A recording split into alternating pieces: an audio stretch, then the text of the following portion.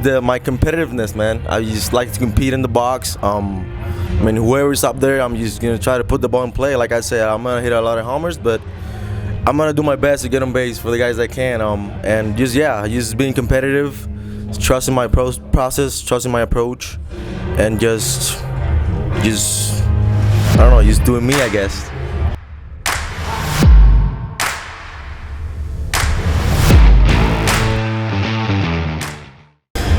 Hello everyone and welcome to this edition of the Aces Loaded podcast. I'm Zack Bayrouty and our player guest this episode is Jancarlos Cintron. How you doing, man? Doing well, man. Doing well. I know you are. You're having a pretty good season, and we'll get into all the numbers here in a little bit. But what's this year been like for you? Because there was a time where you were hitting close to 400, and you got sent back down to AA, and it was just a numbers game. And I remember we were in Sacramento. This goes back in early June. But what was that like for you to have to grind through that part of this season where you were having success here, had to go back and then find your way back here? I can control that, like I was coming here, do my job every day, just trusting my process, coming to work every day, like I said, and just go from there, man. Just been thankful to be here, taking advantage of the opportunity they're giving me, and just happy to play, man. Well, last night, we're doing this interview on a Sunday. Last night you hit 3 doubles, and I thought it so epitomized you. Not only do you hit 3 doubles, you hit them to all fields. You pulled 2 and you sliced 1. What is it about you that allows you to get the bat to the ball on such a consistent basis? There was one hit you had this year, which was one of the most unique hits I've ever seen. You literally threw your bat at the ball. I don't know if you remember the one I'm talking about, but I was like, man, this guy is impossible to get a swing and miss. But what is it about the bat to ball skills, and when did those come into play for you? It's just my competitiveness, man. I just like to compete in the box. Whoever's up there, I'm just gonna try to put the ball in play. Like I said, I'm gonna hit a lot of homers, but I'm gonna do my best to get on base for the guys that can. And just being competitive, trusting my process, trusting my approach, and just I don't know, just doing me, I guess. You're doing you, and it's doing fine. Have you always been able to put the bat to the ball like this, or is this something that's come up, recently, where you're just making consistent contact? All my career, I've been able to just hit the ball everywhere. I'm very good at making contact. That's one of my strongs as a hitter. But yeah, I had it. Just this year's been better for me. What's your approach when you go up there? You've hit every kind of pitcher this year, guys that have had all kinds of different stuff, and it's not like you're a dead fastball hitter. It's not like you wait for the off speed. You hit everything. So what's your approach when you go to the plate? It's just not just try to hit a good pitches in the zone. Just being calm, good pitch selection, and just try to barrel every baseball I can. It's impressive, man. It's really, really been impressive to watch you work. Tell us about growing up in Puerto Rico. And you were born in Puerto Rico. When did you leave, and what was your path, and what was your journey? Let's start actually in Puerto Rico. When did you fall in love with baseball? My parents, man. My brother played baseball. My dad played baseball back in the days. I started when I was 3 years old. These all I know how to do. You play professionally? No, none of them did. But thankfully, I'm the first one in my family to play professional baseball. But yeah, it's been a lot of years playing ball, and just grateful for them to put me in this situation, to teach me the game, how to play the game. Puerto Rico is interesting because it's technically kind of the United States, and it's not the Dominican, So I've talked to guys about growing up in the Dominican or even Venezuela playing baseball. What was it like growing up playing baseball in Puerto Rico, and what's that environment like? And do they have, what's the organization of it like? It's different than here, obviously. But yeah, just coming up playing ball back home, it was good, man. You see a lot of good Puerto Rican baseball players around the professional league. But yeah, it's been good. Not like I said before, not many guys get the chance to come here and show their abilities, But it's been great, man. Playing ball in Puerto Rico is one of the best things I've done in my life. Even in winter ball, I love playing ball in Puerto Rico. So every off season, I go back home and still play ball because I love it. Is it organized the same way it is here? Like here, you go through a Little League and Babe Ruth, and you have steps. Is it like that there? It's more like summer league ball. You know, like they have like some organizations that develop players, but not like the Dominican or Venezuela that they have like organizations like the D-bags. I mean, all over the place. But in Puerto Rico, it's more like summer ball, I would say. Yeah, Okay. and they travel to the U.S. They play in the U.S., but it's not like I don't know how to explain it, but No, you did a great job explaining it. When did you move from Puerto Rico to the States? so I was it was my sophomore year in high school. I got the chance to get a scholarship to go to Jacksonville, ACD. That's where I got to play with Javi Baez, and I mean it was a bunch of guys that moved from Puerto Rico to the U.S. and played some ball. But yeah, it was one of the best decisions I ever made in my life. What was the baseball a lot different when you moved to the States? Like went from Puerto Rico? I mean, not really. I was just, it's same baseball. I was just trying to learn. I mean, it was difficult for me because of the language and all parts of it, but it was good. It was same. You start to learn every day and just get better. You started at Palm Beach State. As a school I'm familiar with because I used to live in West Palm Beach for a year, and then Nova Southeastern. Were you ever recruited above that level? Actually, yes. It's a long story, but I'm here for it. I was supposed to go to a D1 in North Carolina, but something about my credits that I couldn't go. I had to redshirt, something, whatever. So I decided to go to Palm Beach for 2 years because they gave me the chance to play. But yeah, I mean, I had a couple offers, but I just decided to go to Palm Beach State in Florida.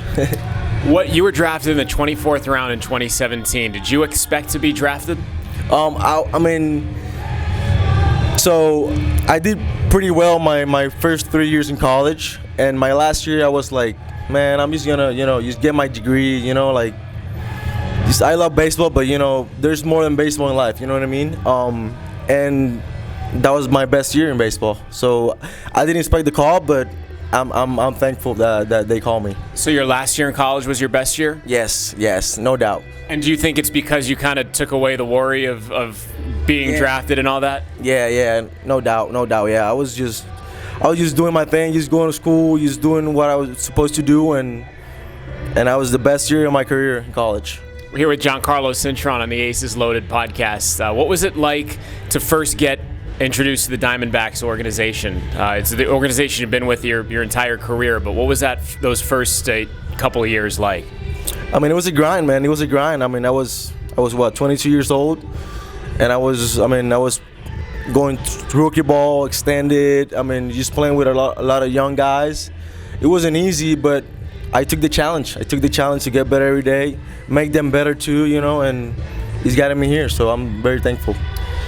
What's been the biggest thing you've improved from the time you were drafted up until now? Where's the biggest area of growth been for you? Has it been mentally, physically? Definitely mentally, man. If you play this game like long enough, you know that if you're not mentally strong, I mean, it can take you to some dark places, you know what I mean? But yeah, definitely mentally, man. I mean, obviously you get better like in your game, defensively, offensively, base running, whatever, but I feel like mentally is one of the biggest, I mean, yeah, it's a challenge, yeah. How do you stay locked in mentally? What's your process? You're just taking it day by day, man. Day by day. This is a long season. We're in September already. The body's feeling it. You mentally feeling it. But you're just taking it day by day, man. Yep. What's it been like to be part of this team? I've been in baseball now about 2 decades, and this is one of the most special teams that I've been around. Just not only the way they win games, but the way they are in the clubhouse, and how you have guys that have gone up, you have guys that have gone up and down, but everybody seems to be happy to be here, and you guys play so much for each other. What's that been like? I mean, I can't say enough about these guys, man. Like you say, the clubhouse is great. The chemistry we have, I mean, we just feed off each other, man. You just come here every day, get better, just help each other, push each other. Just compete with each other, man. We just coming out here and doing what we love, And that's one thing I love about this game, about this team, though. We love to be here. We love the grind. We love to work, and we love to win. And that's what I love. I talked with Dan Straley, and we go back a long ways. I talked with him in this podcast earlier this year, and he told me the story that when he came up to AAA, he was more nervous for his AAA debut than he was for his Major League debut, because when you get to AAA, you start seeing some of these names that are on these rosters, and they're names that are, you're familiar with. Do you jive with that at all? Do you agree with that, or do you feel kind of what he was saying? Yeah, I feel it a lot though, because so last year I got the chance to get promoted here to AAA for a month, and I try to do more than I can. You know what I mean? I try to do impress them. I was very nervous, obviously, but this year helped me. Last year helped me realize and be better for this moment. You know what I mean? So last year was more like a learning process. And this year I just came here and just didn't try to impress anybody. They know what I can do and just play ball. You know what else has impressed me about you, JC, is obviously there's the bat, but you pick it every time, man. Like you make every play. How much do you pride yourself on the defense? I take more pride in my defense than my offense, obviously. Hitting comes and goes, man. That's why you got to be mentally tough, hitting wise. But defensively, that's something you can control every day. Your defense, and I take a lot of pride on that. What's it like being in a clubhouse and getting to see guys called up to the big leagues? I was down here for Stone. I just missed Buddy, but I was down here for Stone, and it was really special. And that's really kind of an intimate part of this game that not a lot of people get to see, people getting called up for the first time. What's it been like for you as a player to witness some of these call-ups? He's awesome, man. He's a dream come true, man. And you see everybody has a different journey, you know what I mean? And not everybody knows what they've been through. And when they get that call, it's like, man, I finally did it, and it's awesome to be around that, because it's a dream come true. When your teammate goes to the bigs, it's like you made it too, you know what I mean? It's a great feeling to have. Can you see that can you envision that for yourself where you're standing right now? Do you ever play that out in your head? Obviously, man, if you're a baseball player, you want to get to the bigs, and you vision that, you see that, man, you dream with it, you sleep with that in your mind, and hopefully I get the call one day. It's been one of the most impressive hitting seasons that I've ever seen in my life, man. And keep it rolling, JC. I appreciate you, man. Appreciate you, man. God bless. You too. That's Jancarlos Cintron. We'll come back and have a beer with Jessica Kleinschmidt. It's coming up next on the Aces Loaded podcast.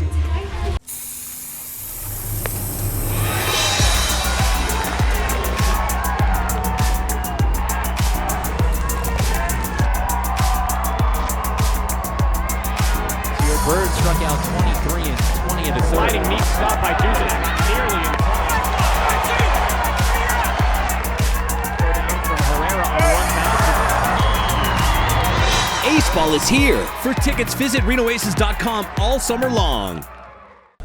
Welcome back to this episode of the Aces Loaded podcast. I'm Zack Bayrouty, and I'm with Jessica Kleinschmidt. She is filling in for Doug Drabek. Usually this is the space where we have a beer with Doug Drabek, but since Jess was in town and so kind enough to join me on the broadcast for this series, we figured we'd hit her up for a quick one on our way out. How you doing? I'm good, and kind enough. You invited me, for the record. We invited each other, I guess, in a way. Yeah. We kind of been vibing all season. You've been here with the Aces for a few series now, and we'll get. First of all, we got to open our Ace Ball Ales, our Hop Valley Ace Ball Ale. This is a beer with Jessica Kleinschmidt, presented by Ace Ball Ale, which you can get for $4 on Thursday nights here at Greater Nevada Field. Cheers.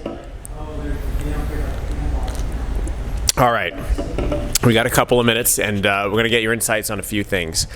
First, I want to find out your thoughts on the geopolitical landscape of the Howard Terminal project, and if you think Oakland is going to be viable from kind of a geopolitical standpoint. I do. I was totally kidding.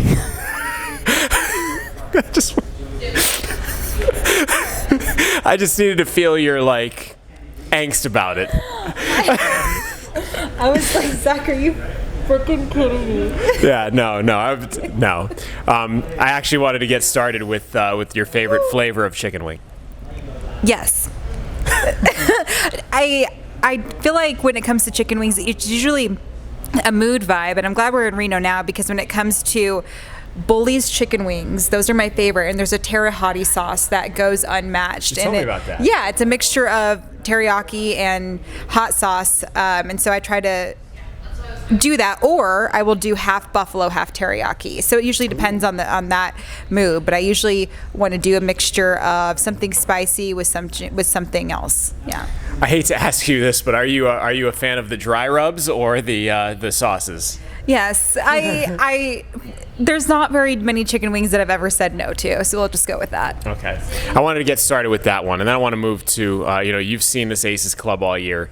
Can you single out a couple of players in your mind that have stood out that have been here in Reno? And I just want to see if it's like congruent with who some of the fan favorites have been.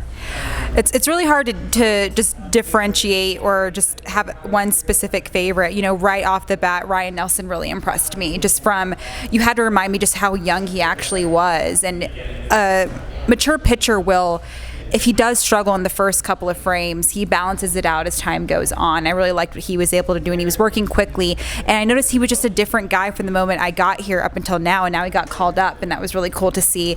And then, of course, you have Seth Beer, who is really good at the plate, but you and I were talking about his defensive capabilities, which was really amazing. I would be remiss if I didn't talk about Cintron, just because the guy just gets on base and he hits the you-know-what out of the ball, and how he's so humble about it as well. And we were talking to him earlier, and he said, as confident as I am in my offensive capabilities, defense is what I'm more proud of. And to know that we're so enthralled with what he does at the plate, but defensively he's been great as well. And that's just kind of off the top of my head. And even seeing Luplo after getting demoted was really cool. But I think my number one OG is going to have to be Dominic Fletcher. I love him. Dominic Fletcher, because he dirties the uniform. He does. And, I'm also the A's reporter, and I always love to see the guy, the brother of the guy who absolutely owns the A's. And I feel like the apple does not fall far from the tree, because the guy has no cheap at bats. He's a pig pen. He gets his jersey dirty because he just covers every aspect of the outfield. We saw him shift over to right field, which was really cool. But when he's playing in center, he owns center, and then both sides of the ball as well. And then just his approach to the plate is so confident. His defense is good. I just love everything that he brings to the field. If you had to win one Game 7 to save your life, and you could pick any pitcher in baseball history to pitch that game for you, who would you pick? Oh my gosh. Can you give me a little bit more specifics? Like, who's my... No. You can pick anyone from Bob Gibson to, whoever. I mean, Jesus Luzardo, Garrett Cole. I mean, anybody in baseball history, any pitcher that you think would save your life if your life depended on winning a Game 7. This is going to be kind of out of left field. I've been extremely, extremely impressed with what JP Sears is doing. I know it's a very small sample size, and I don't want people to be like, oh, that's an easy pick, but as far as what the A's are bringing to the table, but he was part of the Trevino-Montas trade from the Yankees to the A's. He has a military background from his educational background. Mm-hmm. And I feel like he's so in sync with everything. And I feel like if he was ever in a post-game situation, he would not change anything up from what he would do. Situation. Yeah, compared to the regular season. Mm-hmm. And he's so in tuned and laser focused, and I feel like that's a guy that I would do. I think another one that I'm actually not too worried about would be Madison Bumgarner, because of the way that he handles the postseason. And same thing, even though he would have a tough regular season, in the postseason he's such a different animal, and you need those guys. Think of those Boston Red Sox players, or just the teams that are whatever in spring training, decent in the regular season, but they can handle the postseason. That's the mentality I would want in a guy like that, who maybe doesn't have sexy numbers in the regular season, but in the postseason they can just handle it. For the record, I really like JP Sears. We got to see him make his A's org debut when we were in Vegas, and I think the A's do definitely have a good one. For the record, my pitcher would be Pedro Martinez. Ooh, I don't know if you have any. I don't know if you have anything to. You have any concerns about that? Zero. I just think of his hands and how they could cover everything, and that's a great decision as well. Great choice, just because he knows how to handle the postseason and just filthy stuff. All right, lastly, your favorite baseball movie, and you cannot choose Moneyball.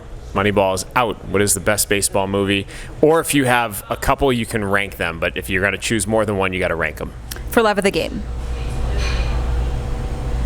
That's your one. That's it. I think the reason why I love that is because they stay true to the game pretty well. There was a GM conversation that I was I was like, David Force would never. But it's also one of those things where it's Kevin Costner, always good. Billy Chappell. Yeah, Billy Chappell. You have Riley as your catcher, and that's like always a good vibe. R.I.P. Kelly Preston. And there's also the romance aspect to it. And like I said, you get to see actual baseball being played and how they would handle it in the bigs, and Kevin Costner truly loves the game, and so I think that's my favorite one. Actually, I know that's my favorite one. And that movie is stitched together with the vocals of Vin Scully on the play-by-play, because at a baseball cathedral, a chapel has thrown a perfect game, yes. Right? That was Vin's line? Yeah, and I just really like the mentality of it too, because you have, obviously you mentioned Vin, and that brings more of the real life element to it. We chugged that beer. Oh, you're good. Oh my gosh, that was awesome. Oh, I wish I'd kept the microphone there. Oh my goodness. I hope we picked up some of that. All right, the best is like you're not even embarrassed right now, right? Oh no, not even. You know the moments that get me embarrassed, but I think that movie was fantastic, and it was. I think I also, for me, just want to be different from everybody else. Everybody goes the Sandlot route, which, if you actually believe that that's your favorite movie because you've seen 30 of them, cool. But I feel like that's such an easy play to call. And you mentioned Moneyball. I will say that's my number 2 movie. And I watched it. I think I had a more appreciation of it during COVID, where we were in the waiting series and during the lockout, just waiting for the season to start. I rewatched it, and then just to host the Moneyball reunion team recently, and a huge new appreciation to it, and people that don't love baseball loved the movie, and I feel like that's what we need to do, is dip into those casual fans, and so they can love the movie as well. So that was a number 2 for me. I wanted to make sure because you brought up Moneyball. Okay, cool. Yeah, I will let you make that Moneyball drop for sure. For the record, mine number 1 would be Bull Durham, and I think my number 2 is Major League. I think those are my 2. That's a good one. I like that, and like the back to the minors and all the vibes. And not Back to the you didn't Minors, like that movie? no. I thought it was good. 1 and 2, Major League 1 and 2 for me. That's where it stops. Throw me eater, Vaughn. That's beautiful. Thank you. You're welcome. You've been a joy to have, and I wish you all the best of success. And Reno's lucky to have you be able to claim them. Reno's lucky to have you now, I will say. And I will say I've learned so much from you, and I'm so thankful for this opportunity and seeing me grow as an analyst, and not knowing if I wanted to actually pursue this or not, but I for sure know. And like I said, learning from you, calling that amazing Hager walk-off was fantastic. It was a magical moment, just like you said. And just to watch you shine has been fantastic, and to see everybody, including the community, love you has been a treat for me. You're the best. Cheers to that, Jess. This is Jessica Kleinschmidt, with whom I have shared an Ace Ball Ale presented by Hop Valley, and this has been the Aces Loaded podcast. Bye, everyone.